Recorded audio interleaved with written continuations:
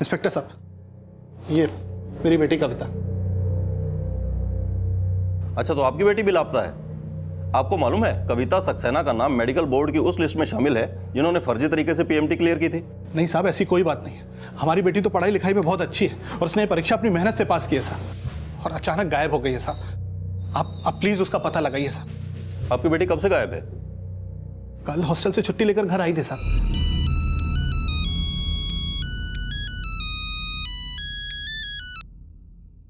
Hello,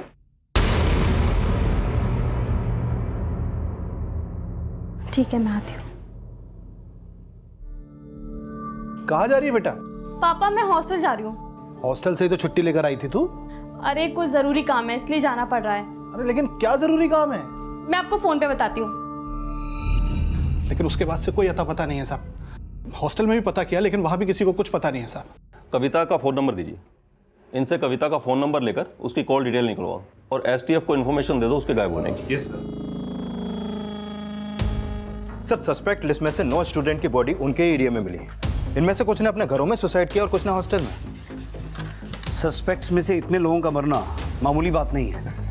हो सकता है सुसाइड ना हो बल्कि प्लान मर्डर। इन सब की पोस्टमार्टम रिपोर्ट आ गई है? सर 2 बॉडी की पोस्टमार्टम रिपोर्ट तैयार हो गई है, बस आने वाली है। बाकी में से कुछ की परसों आएगी और कुछ की 4-5 दिन बाद। सस्पेक्ट स्टूडेंट्स में से कई गायब हैं और इनसे हमें उन बिचौलियों का पता चल सकता था जिनके थ्रू इनका फेक एडमिशन हुआ था। वहीं दूसरी तरफ पिछले 5 दिनों में कई बॉडीज ऐसी मिली हैं जिनकी शिनाख्त नहीं हो पाई है। कुमार, हो सकता है वो बॉडीज उन बिचौलियों की हों, क्योंकि अगर बिचौलियों को बीच में से हटा दिया जाए तो 2 सस्पेक्ट्स के बीच का लिंक टूट जाता है। राइट सर, और इससे इन्वेस्टिगेशन भी और मुश्किल हो जाती है। राइट। कुमार, फिलहाल हमारे पास जितने भी सस्पेक्ट हैं और जिन्हें हम ट्रेस कर सकते हैं उन सबको लाइन अप करो। मुझे सबसे पूछताछ करनी है। सर 2500 लोगों की लिस्ट है and we are working on each and everyone. Sir Digwana की रहने वाली कविता सक्सेना भी मिसिंग है। सर ये कविता मेडिकल बोर्ड की सस्पेक्टेड 117 स्टूडेंट की लिस्ट में थी। थोड़ी देर पहले ही कविता के फादर ने दिगवाना पुलिस स्टेशन में उसकी मिसिंग रिपोर्ट फाइल की है। संगीता, बेटा हम कविता सक्सेना के पापा हैं। बेटा कविता का कुछ अता पता नहीं है, वो गायब हो गई है। कॉलेज से तुम्हारा पता मिला। तुम तो कविता की दोस्त हो ना, तुम तो कुछ जानती होगी वो इस समय कहाँ है। वो तो मुझे नहीं पता अंकल, लेकिन एक लड़का कुछ दिनों से कविता से मिलने आ रहा था। मुझे तुमसे कोई बात नहीं करनी, चले जाओ यहाँ से। लड़का? बेटा कौन है वो लड़का? शायद उसका नाम अमरीश है, मैंने सुना था। और वो कविता से नहीं बाकी स्टूडेंट से ही मिलने की कोशिश कर रहा था और उनसे पीएमटी के एग्जाम के बारे में कुछ बात कर रहा था। PMT exam? हेलो, हाँ बेटा, कविता के बारे में कुछ पता चला? मैं कविता के कई फ्रेंड से मिला लेकिन कविता के बारे में किसी को कुछ नहीं पता। और पापा इसके अलावा एक और बात पता चली है कि कविता के अलावा मेडिकल कॉलेज के और भी स्टूडेंट मिसिंग हैं। क्या?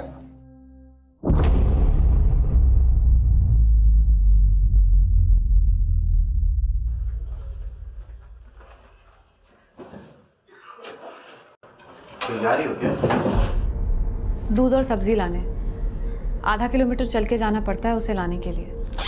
तुम्हारी वजह से पता नहीं किस बीहड़ में आ गए हैं। सुनो ला मुझे तो, मैं लेकर आता हूँ। मुझे बाहर भेजने से डरते हो, लेकिन उससे होगा क्या? क्या तुम्हारे बाहर जाने के बाद मुझ पर यहाँ कोई अटैक नहीं कर सकता? डरो मत गीता, सिक्योरिटी के लिए एप्लीकेशन दिया है मैंने कोर्ट में और सर्वेंट का भी इंतजाम करा रहा हूँ। अपना ट्रांसफ़र तो रुकवा नहीं पाए तो ये सब क्या खाक करोगे? अमरीश के अलावा डॉक्टर सदानंद इस केस के वो विसल ब्लोअर थे जिनकी सूझबूझ और जागरूकता की वजह से एडमिशन एंड रिक्रूटमेंट घोटाला सामने आया। लेकिन अब डॉक्टर सदानंद और उनकी पत्नी की जान खतरे में थी। वहीं शॉर्टलिस्ट हुई 2500 की सस्पेक्ट लिस्ट में से आए दिन कई मौतें हो रही थी, जिसको लेकर एसटीएफ भी अचंभित थी। यह अंदाजा लगाया जा रहा था कि ये मौतें सिर्फ इसलिए हो रही हैं ताकि वो सारे सस्पेक्ट एसटीएफ की जांच के दायरे से बाहर रहें और इस घोटाले से वो बड़े नाम सामने ना आ पाएं जो इस घोटाले के किंगपिन हैं। लेकिन कविता सक्सेना के गायब होने का क्या राज था? क्या वाकई में उसके पिता ने पैसा देकर उससे पीएमटी का एग्जाम क्लियर करवाया था, या फिर कविता के गायब होने का कोई और ही राज था? इन्वेस्टिगेशन की इस कड़ी में रोज कई बड़े खुलासे हो रहे थे और एसटीएफ की टीम एग्जाम के रोल नंबर अलॉट करने वाले सिस्टम एनालिस्ट जतिन से कई और अहम जानकारियां जुटा रही थी, जो कि इस पूरे घोटाले में डॉक्टर नागर समेत कई और डॉक्टर्स, ब्रोकर और स्टूडेंट्स के साथ साथ पुलिस की कस्टडी में था। कुमार, ये कंप्यूटर अपनी कस्टडी में ले लो। बिचौलिया बन के कितने स्टूडेंट्स को पास करवाया तूने, और ये सब कब से कर रहा है? सर धंधेबाजी का तो पता नहीं कब से चल रही है, पर जब मैंने औरों के धंधे से अमीर बनते हुए देखा तो सोचा कि मैं भी ये धंधा क्यों नहीं शुरू कर दूं। सर मैं बहुत से छात्रों को जानता हूं जिन्होंने बिना एग्ज़ाम दिए एग्ज़ाम पास कर लिए। और तू किसके लिए काम करता है, उसका नाम बोल। Sir doctor Sinha. मेरे पास तो अच्छे स्कोरर्स होते हैं जो मेडिकल कॉलेज के लिए इंजन का काम करते हैं। जितने भी स्टूडेंट्स ने इस तरह से फ़ायदा उठाया है उन सबकी इन्फॉर्मेशन चाहिए मुझे। सर प्लीज़ मुझे माफ़ कर दीजिए सर, मेरा कैरियर ख़त्म हो जाएगा सर। तूने पिछली बार भी माफ़ी मांगी थी, लेकिन तेरे माँ बाप ने तेरी बेल करवा दी, पर तू फिर भी सुधरा नहीं। सर मैं तो लास्ट ईयर का मेडिकल स्टूडेंट हूँ सर, उसके बाद मैंने कुछ भी नहीं किया, ट्रस्ट मी सर। अगर तुझे अपने करियर की इतनी चिंता होती तो ये सब करता नहीं। चल सबके नाम बता जो तेरे साथ शामिल हैं। विनय, कमलेश। सिर्फ विनय जैसे स्टूडेंट्स, डॉक्टर्स और बिचौलिए ही नहीं, बल्कि कई पेरेंट्स भी इसमें कसूरवार थे जो रिश्वत देकर अपने बच्चों को पास करवा रहे थे। आंखों पर पट्टी बन गई थी मेरे। आसपास के मोहल्ले के लोगों को एडमिशन करते हुए देखा तो मैंने भी अपने बेटे के फ्यूचर के लिए अपनी ज़मीन बेचकर 25 लाख रुपए उस ब्रोकर को दे दिए। किसको दिए थे पैसे? असीम शेख। कहाँ रहता है असीम शेख? एड्रेस और फ़ोन नंबर दो उसका। हाँ हाँ ठीक है। रुबीना देखो, होशियार रहना, अगर पुलिस घर पर आए तो कह देना मैं आउट ऑफ स्टेशन हूँ, समझेगी ना? पर हुआ क्या? आके बताता हूँ। अरे पर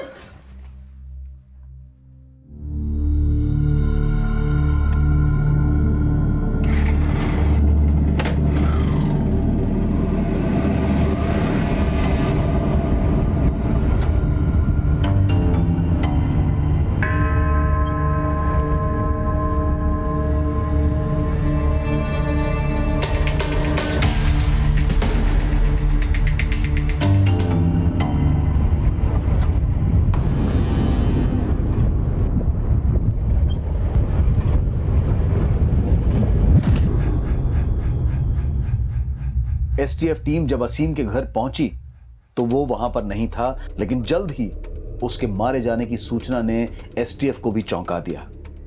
असीम शेख की मौत तब हुई जब हमने इन्वेस्टिगेशन शुरू किया था और इस केस में इन्वॉल्व दलालों को पकड़ रहे थे। हो सकता है ये एक्सीडेंट ना हो कि एक प्लान मर्डर हो।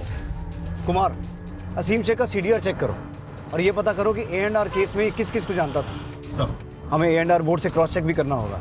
मुझे लगता है इस केस में जतिन ही अकेला करप्ट ऑफिसर नहीं है, इस केस की जड़ें बहुत गहरी हैं।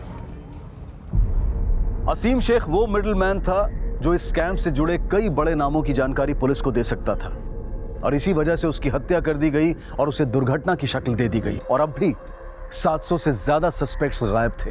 देखते ही देखते इस केस ने काफी बड़ा रूप ले लिया था। इस केस से जुड़े कई लोगों की जान खतरे में थी और विसिल ब्लोअर अमरीश की सुरक्षा भी हाशिए पर थी, जबकि उसको पुलिस की सुरक्षा मिली हुई थी। पापा किसी जरूरी काम से हमें हॉस्टल के पास तक जाना पड़ रहा है। लेकिन बेटा तुमको तो पता है ना कि उसी हॉस्टल के पास ही तुम्हारा अपहरण हुआ था। अरे चाचा आप क्यों घबरा रहे हो, हम हैं ना इनकी सुरक्षा के लिए। ये है हमारी सुरक्षा के लिए, और आप यहीं रुकिए, दरवाजा भी अंदर से बंद कर लीजिएगा, हम आ जाएंगे थोड़ी देर में। आइए।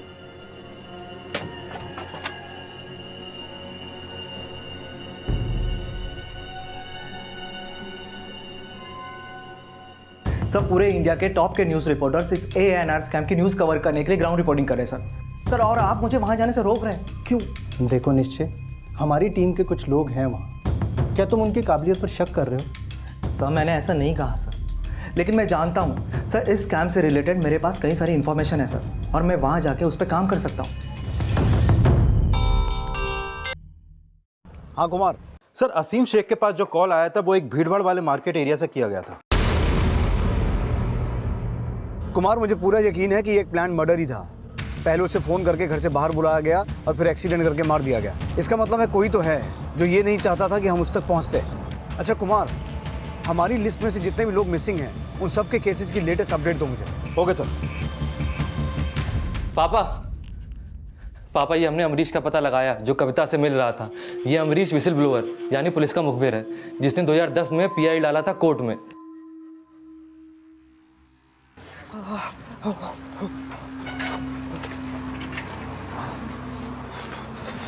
गुप्ता जी कहाँ चलते चले आ रहे हो? प्राइवेसी के नाम पे कुछ तो छोड़ दो।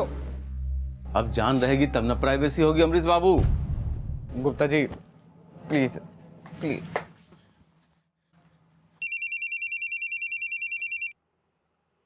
हेलो, हाँ हाँ, अमरीश बाबू अभी बाथरूम गए हैं। अब ये तो नहीं पता कि 1 नंबर गए हैं कि 2 नंबर। हाँ हाँ आ गए, एक ही नंबर गए थे, एक ही नंबर गए थे।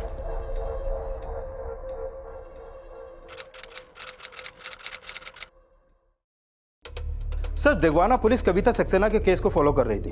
उन्होंने बताया कि कविता का फोन दिगवाना में बुद्धा पार्क के पास बंद हुआ था और वहां के एक सीसीटीवी में कविता एक लड़के के साथ कैप्चर हुई है, जिसकी फुटेज सर।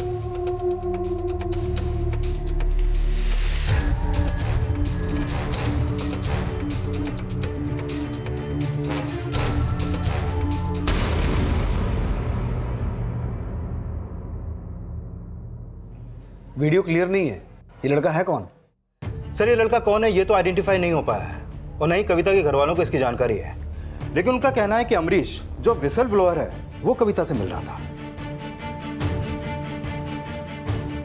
अमरीश से मिलते हैं एक बार, लेकिन मुझे लगता है ये जो भी है उसका कविता के गायब होने में हाथ हो सकता है। पता लगाओ ये कौन है और कविता के फादर से मिलो एक बार। Okay sir.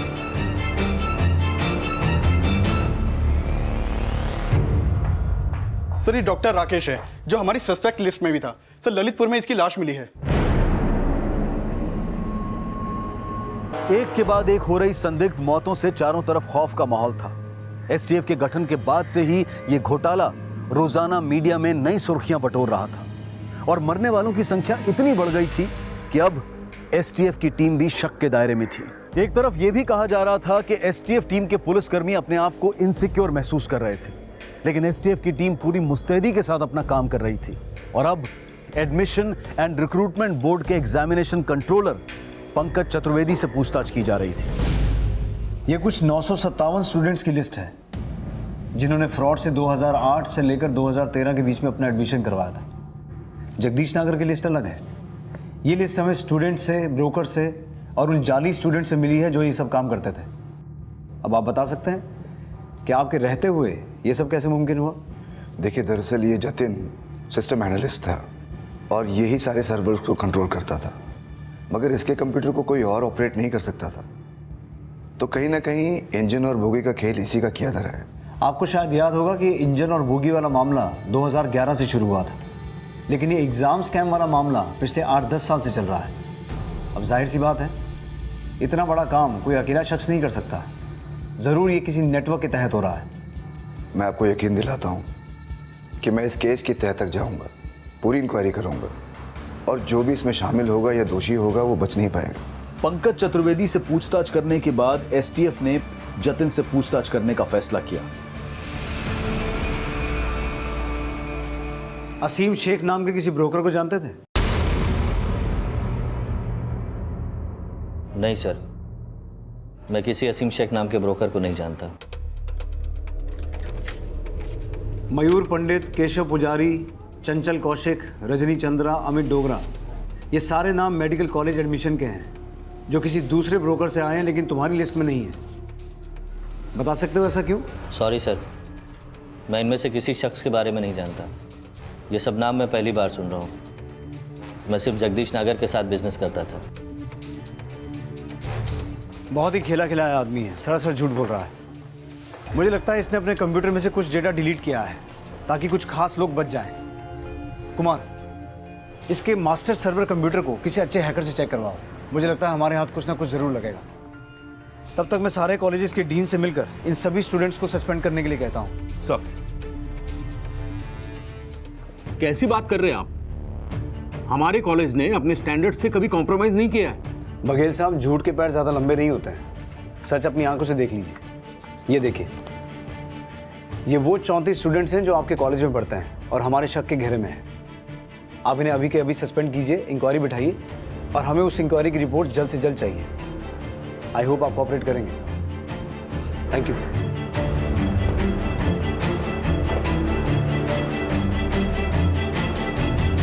इस तरह के कई नोटिसेस कई मेडिकल कॉलेजेस में दिए गए, जहां कई संख्याओं में ऐसे स्टूडेंट्स शक के घेरे में आए थे जिनका इस स्कैम से कनेक्शन हो सकता था, और कई कॉलेजेस के स्टूडेंट्स ने इसका विरोध भी किया।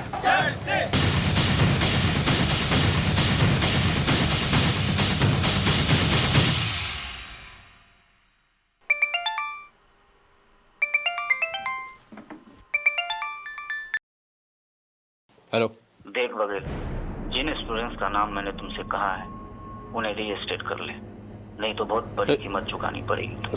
सुनो सुनो सुनो तो।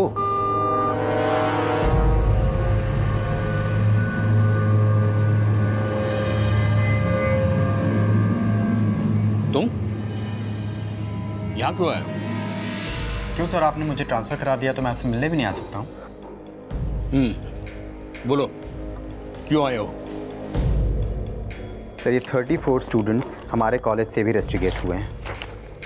मुझे हमेशा से डाउट था कि कुछ गड़बड़ तो ज़रूर है। जब मैंने इनसे पहली बार इंटरेक्ट किया था, मैंने उसी वक्त आपसे कंप्लेन की थी। So there is something not right here. ये स्टूडेंट्स पीएमटी का एग्ज़ाम क्लियर करके आए और उनको बेसिक चीज़ें तक नहीं आती हैं, और इनमें से कुछ स्टूडेंट्स टॉपर हैं। मुझे तो इनके रिजल्ट्स पर डाउट है, लेकिन आपने उस वक्त मेरी बात सुनी तक नहीं। उसके बाद जब ये इंटरनल एग्ज़ाम इन्होंने पास किया, उस वक्त भी मैंने आपसे कहा कि सर ये स्टूडेंट्स इंटरनल एग्ज़ाम पास करने तक के लायक नहीं है। उस वक्त भी आपने कोई एक्शन नहीं लिया। एंड आई एम श्योर कि अगर मैं इस वक्त भी कोई इन्फॉर्मेशन आपसे मांगूंगा इनके बारे में तो आप मुझे देंगे नहीं। तुम कहना क्या चाहते हो? सर, मैं आरटीआई फाइल करने जा रहा हूँ और मैं पता करके रहूँगा कि इनका एडमिशन यहाँ पर हुआ कैसे।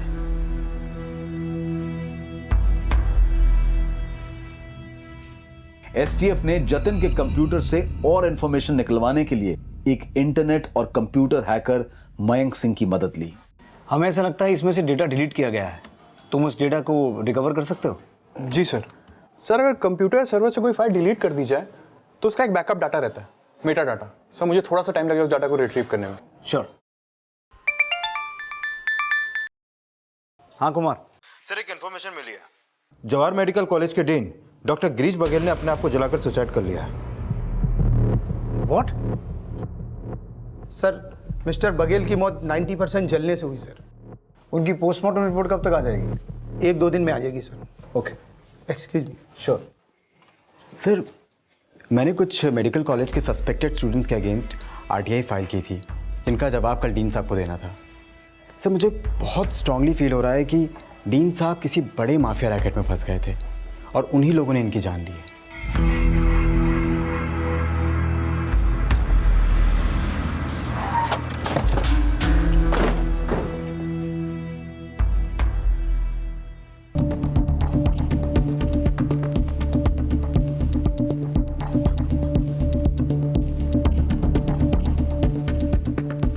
लगभग 1.5 लीटर केरोसिन यूज हुआ है। 1.5 लीटर केरोसिन से 90% बर्न्स मुश्किल है। ये मामला कुछ और लगता है।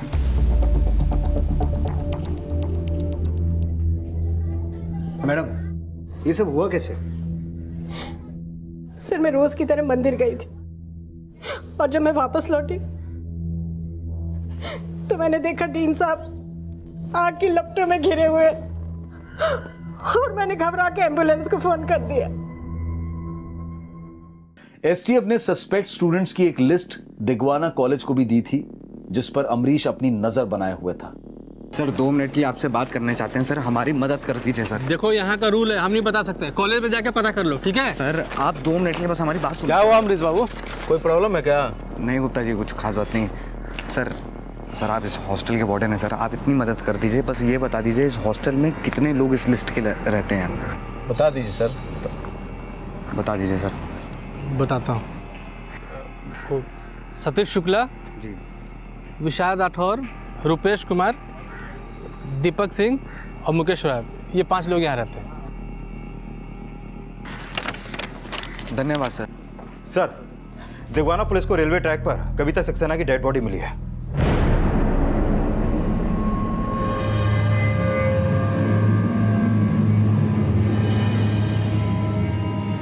पापा, मैंने पीएमटी एंट्रेंस एग्जाम पास कर लिया और मुझे दिगवाना का सबसे बेस्ट कॉलेज मिला है।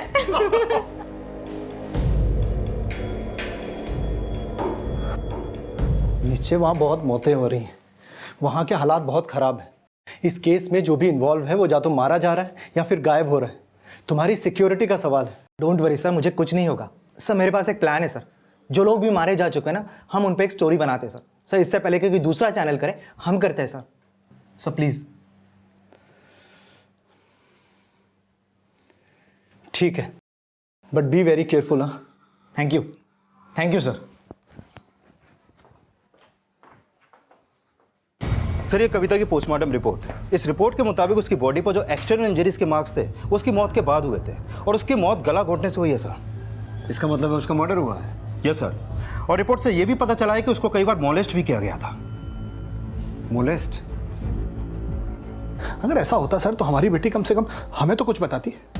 लेकिन हमें ऐसा पता चला है कि काफ़ी समय से उसके साथ मोलेस्टेशन हो रहा था।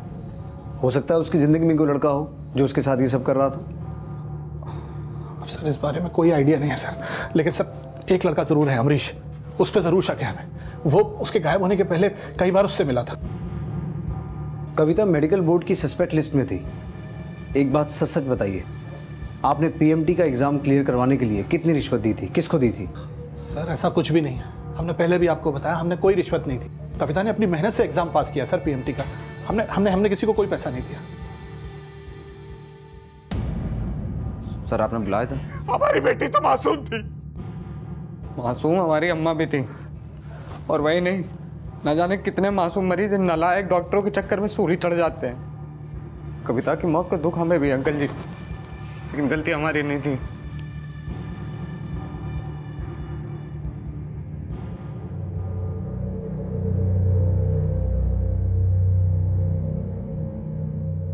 हमने सुना है तुम कविता को ट्रेस करते थे। सर हम तो हर उस स्टूडेंट से मिलना चाहते थे जिनका नाम उस सस्पेक्ट लिस्ट में था। तो इसका मतलब है तुम कविता से मिले थे? हाँ सर, एक दो बार मिले थे, लेकिन हम समझ नहीं पा रहे हैं सर, आप जानना क्या चाहते हैं? क्या लगता है तुम्हें, कविता की मौत के पीछे किसका हाथ हो सकता है? सर इस बात का तो हमें कुछ खास अंदाज़ा है नहीं सर, लेकिन कुछ महीनों पहले सर हॉस्टल में लड़कों ने हमें बहुत बुरा पीटा था सर, जिसमें कि 15 लड़के सस्पेंड हुए थे और उन्हीं में से 5 लड़के इसी हॉस्टल में रहते हैं और पास के हॉस्टल में कविता भी रहती थी। तो सर हो सकता है आपको इनमें से किसी से कविता की कुछ इन्फॉर्मेशन मिल सके। अमरीश के बयान के आधार पर जल्द ही उन लड़कों को पूछताछ के लिए तलब किया गया जिन पर अमरीश ने अपना शक जताया था। सर हम तो उस वक्त कॉलेज में थे जिस वक्त कविता को बुद्धा पार्क के पास देखा गया। हाँ सर, हमने मेडिकल एग्जाम चीटिंग करके पास किया था सर, और कविता ने भी। इस फोटो में जो लड़का है उसे पहचानते हो? सर इसको जानते तो नहीं है, लेकिन इसको डॉक्टर आशुतोष दहिया के साथ देखा है सर। डॉक्टर आशुतोष दहिया? हाँ सर, वही आशुतोष दहिया जिसको आप लोगों ने अरेस्ट किया ANR स्कैम के केस में। ये एक ब्रोकर है, इसके थ्रू कई बच्चों ने मेडिकल एग्जाम्स क्लियर किए। सर कुछ ठीक से याद नहीं आ रहा है सर, बहुत लोगों से मिलता हूँ। कविता सक्सेना को तो जानता होगा? हाँ, पिछले साल मेडिकल में एडमिशन करवाया था इसका। कैसे करवाया था? अब सर जगदीश नगर के इंजन और बोगी वाले तरीके से तो बहुत लोगों को एडमिशन मिला है, लेकिन इसके अलावा एक तरीका और भी है जो आप सोच भी नहीं सकते। सर बहुत बड़े बड़े नाम इन्वॉल्व हैं इसमें, ऐसे ऐसे नाम है सर जिसे सुनकर आप दंग रह जाएंगे। कौन कौन इन्वॉल्व है, नाम तो बता। सर उसके लिए आपको पहले मुझे जेल से बाहर निकलवाना पड़ेगा। सर मैं कोर्ट में गवाही देने के लिए भी तैयार हूँ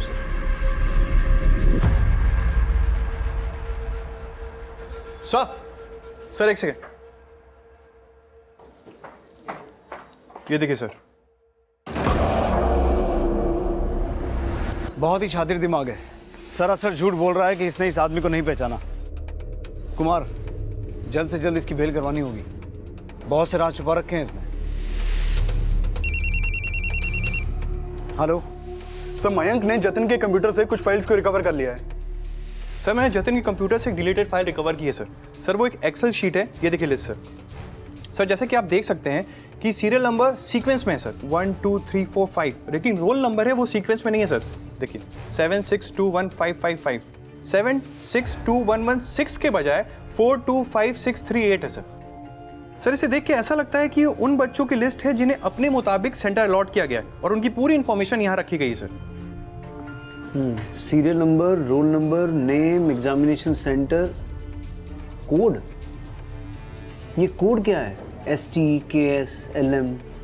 सर ये हो सकता है किसी एग्जामिनेशन सेंटर के इनिशियल्स हों या किसी के नाम के इनिशियल्स, या फिर कोई एक सीक्रेट कोड। Secret code? मुझे लगता है यही वो राज है जो जतिन हमसे छुपाना चाह रहा था। ये लिस्ट बनाई कब गई है? सर लिस्ट करीब 2 साल पहले बनाई गई थी और ये डेटा जतिन के कंप्यूटर से ही जनरेट हुआ है सर।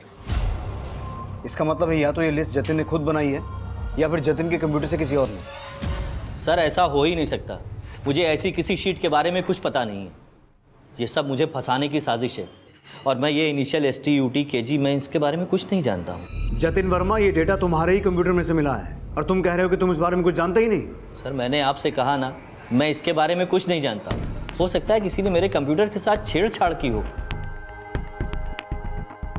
सर लगता नहीं है कि जतिन हमें कुछ बताने वाला है। कुमार, मुझे ऐसा लगता है कि हमें एग्जामिनेशन कंट्रोलर पंकज चतुर्वेदी से एक बार फिर मिलना चाहिए। नहीं सर, मैं तो ऐसी किसी शीट के बारे में नहीं जानता। Are you sure? Of course, मैं आपसे कुछ भी नहीं छुपा रहा।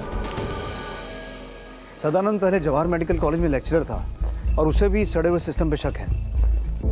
हमें जल्द से जल्द आशुतोष की बेल करवानी होगी। और हाँ, जो लिस्ट हमें मयंक से मिली थी उसमें शामिल सभी नामों का पता करो और जैसे ही आइडेंटिफाई हों हमें उनसे भी पूछताछ करनी होगी। Okay sir. जतिन की हार्ड ड्राइव से रिट्रीव की गई उस लिस्ट में STF टीम हर इनिशियल से किसी न किसी नाम की पहचान का अंदाजा लगा रही थी, लेकिन यह अंदाजा सही था या गलत, इसका आभास STF को तब होने लगा जब उनके द्वारा आइडेंटिफाई किए गए कुछ नाम के स्टूडेंट्स और मिडिलमैन या तो लापता मिल रहे थे या कुछ की STF टीम के मिलने से पहले ही मौत हो चुकी थी। AK के इनिशियल से अखिलेश सिंह को आइडेंटिफाई किया गया, जिसके द्वारा आत्महत्या करने का मामला सामने आया।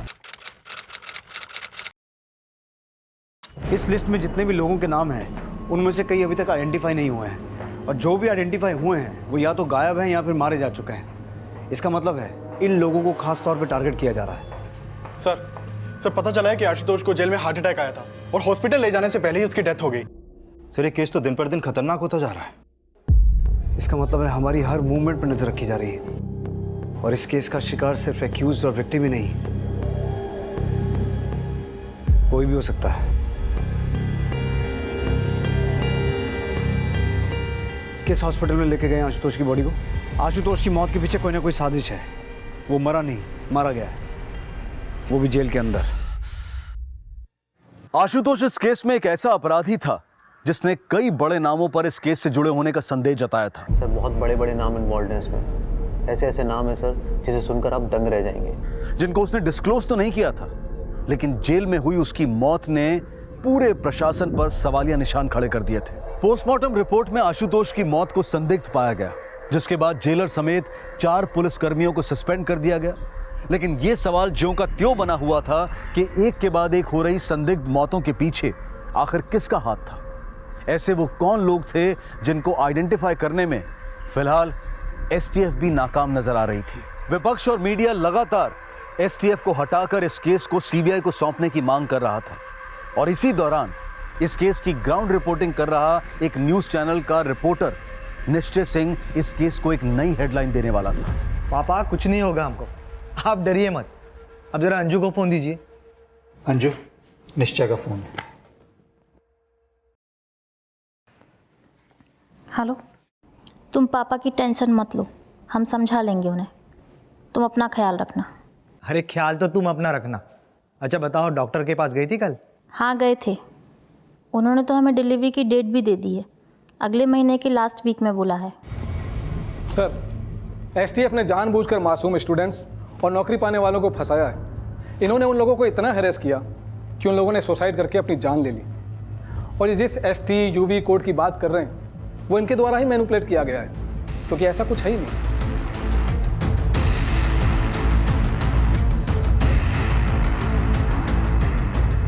इन दोनों फाइल्स की सत्यापन की जांच करने के लिए इन्हें लैब भेज दिया जाए।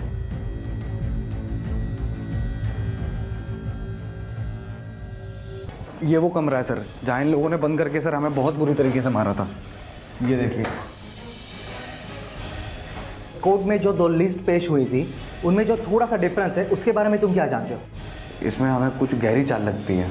मुझे ये बता सकते हो कोर्ट में ये जो लिस्ट पेश हुई थी जिसमें फर्जी तरीके से एडमिशन लेने वाले स्टूडेंट्स के नाम है और जिनके आगे ST है इनिशियल से, सिर्फ ST, उनकी मौत हो रही है, क्या इसके बारे में कुछ जानकारी है? बस इतना ही बता सकते हैं सर, इस लिस्ट में एक हमारी जानने वाले का भी नाम था सर, कविता का। अब वो रही नहीं और उसके पापा ये मानना भी नहीं चाहते कि उसका एडमिशन फ्रॉड से हुआ था।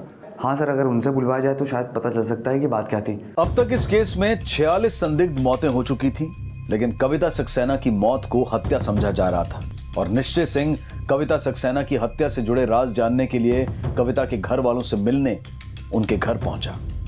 एक्शन। सर, क्या आप हमें बता सकते हैं कि आखिर सच्चाई क्या है? क्योंकि पुलिस का यह कहना है कि कविता ने चलती हुई ट्रेन से अपनी जान दी थी। कोई प्यार का मामला? सरासर झूठ है ये सब, ऐसा कुछ नहीं था। हमारी कविता का मर्डर हुआ था। पोस्टमार्टम रिपोर्ट भी आप देखिए, उसमें साफ साफ लिखा है कि हमारी बेटी की मौत जो है गला घोटने की वजह से हुई है। जब हमें पता चला कि वो मिल नहीं रही है तो हमने उसके हॉस्टल जाकर भी पता करने की कोशिश की। बाद में हमने मिसिंग रिपोर्ट लिखवाई थी। फिर सीधा 1 महीने के बाद एक फ़ोन आया।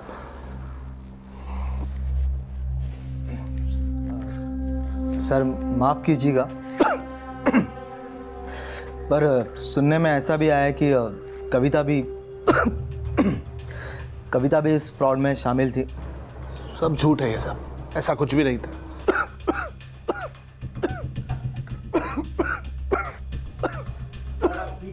सब ठीक तो है ना?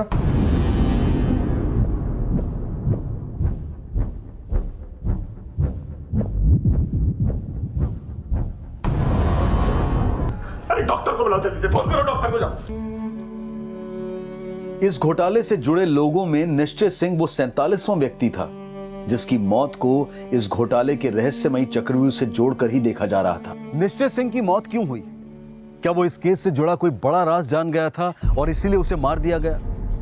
सवाल कई थे और मीडिया द्वारा रोज नए अंदाजे लगाए जा रहे थे। लेकिन निश्चय सिंह की मौत के बाद मीडिया और विपक्ष ने मौजूदा सरकार और STF को चारों तरफ से घेरना शुरू कर दिया था और आखिरकार इस केस को CBI को सौंप दिया गया, जिसकी अगुवाई कर रहे थे CBI के ऑफिसर संजीव खन्ना।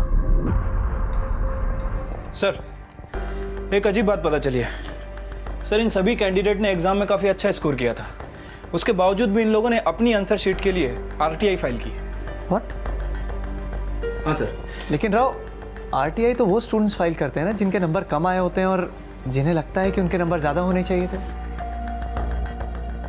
तुम कह रहे हो कि ये सारे स्टूडेंट्स टॉपर्स हैं, तो फिर इन्होंने RTI क्यों फाइल की? सर, इनमें से एक नाम किरण शर्मा का भी है। सर, मुझे लग रहा है कि इस आंसर शीट में कुछ ना कुछ गड़बड़ जरूर किया गया है।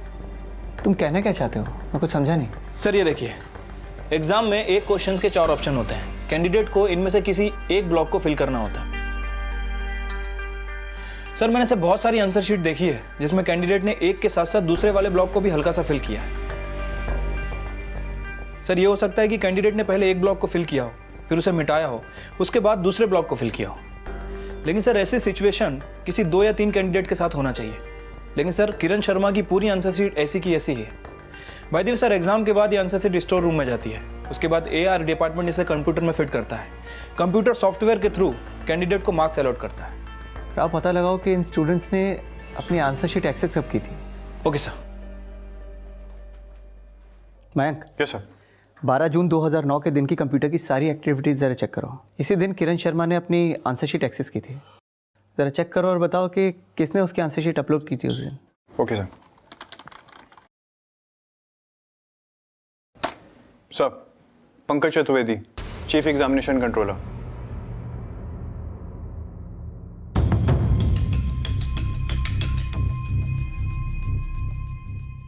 जी हाँ, मैंने ही ये सब किया है। ये जो शीट है इसे OMR कहते हैं, लेकिन ये सब मैंने जतिन की मदद से ही किया है। हम लोग पहले कैंडिडेट अपीयर होता है एग्जामिनेशन के लिए, फिर जो कैंडिडेट जैसा पैसा देता है उसी के अनुसार उसके स्कोर्स बनते हैं और उसी के मुताबिक उसकी रैंकिंग होती है ताकि वो अच्छे से अच्छे कॉलेज में एडमिशन ले सके। और एग्जाम्स? हम लोग पहले ही अपने कैंडिडेट को अच्छी तरह से समझा देते हैं कि अगर आपको सही आंसर आता हो तो ही आप शीट को फिल करें, वरना आप ब्लैंक छोड़ दीजिए शीट को। और ये भी जतिन का ही आइडिया था कि हम कैंडिडेट्स को बोल के RTI फाइल करें और फिर उसके बाद मेरे रूम में हम शीट्स को भर देते थे।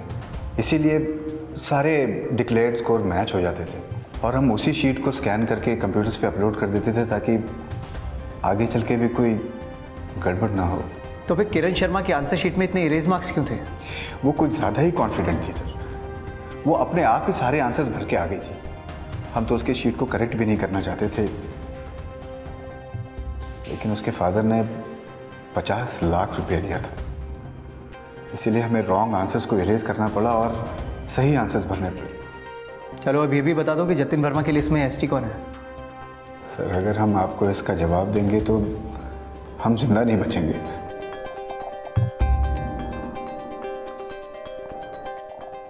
मरना तो तुम्हें वैसे ही है पंकज। हाँ, अगर अप्रूवर बन गए तो तुम्हारी सज़ा कम करवाने में मदद ज़रूर कर सकते हैं हम लोग। चॉइस तुम्हारी है।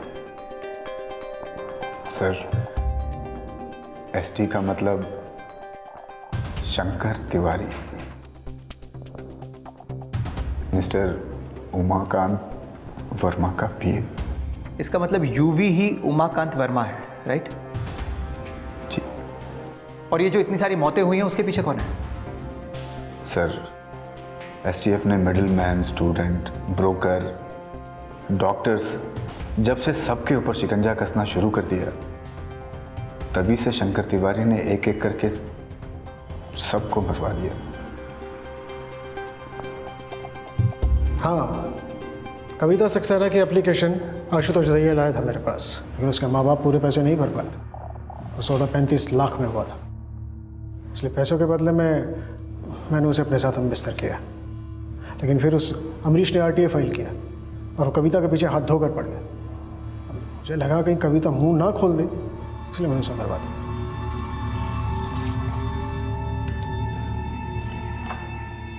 ये सानी है जो हमारे लिए उल्टे सीधे काम करता है। किसी ने ही कविता का मर्डर करके उसकी लाश को रेलवे ट्रैक के पास फेंक दिया था। और उमाकांत वर्मा? जी, जितने भी रिक्रूटमेंट होते थे उन सब में मिनिस्टर साहब का हिस्सा होता था। मिनिस्टर साहब ने ही इस पंकज चतुर्वेदी को एग्जामिनेशन कंट्रोलर बनाया था। वो बाद में पार्टी के कुछ नेता लोगों के बच्चों का एडमिशन भी इसी पंकज चतुर्वेदी ने OMR के जरिए कराया था। लेकिन जब STF वालों ने अरेस्ट करना शुरू किया तो जतिन थोड़ा सा घबरा गया, फिर उन सबको वहाँ से हटा भी दिया। लेकिन जतिन ने वो सेकंड लिस्ट तैयार की जो कोर्ट में पेश भी की गई, जिसमें ST के इनिशियल कैंडिडेट के नाम के आगे से उन्हें हटा दिया गया था। रिपोर्टर निश्चय राणा, डीन बाघेल और आशुतोष दहिया को किसने मारा? साहब, मैं अकेला नहीं हूं जो मिनिस्टर साहब के लिए काम करता हूं, और मैं इन सब के बारे में और कुछ नहीं जानता। आप मिनिस्टर साहब से क्यों नहीं बात कर लेते?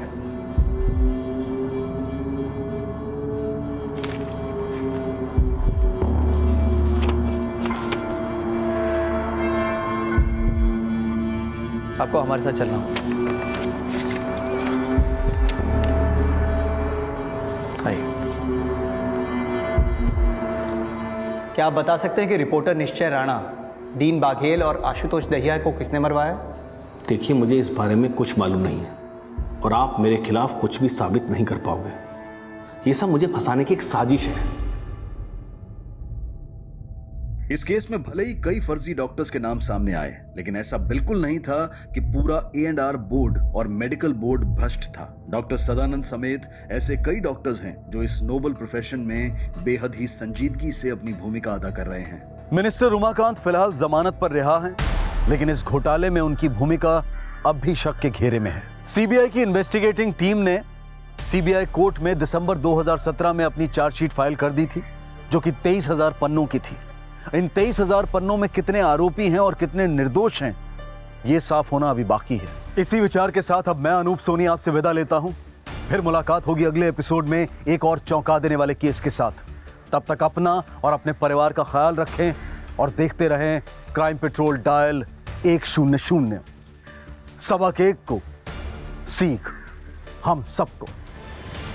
जय हिंद।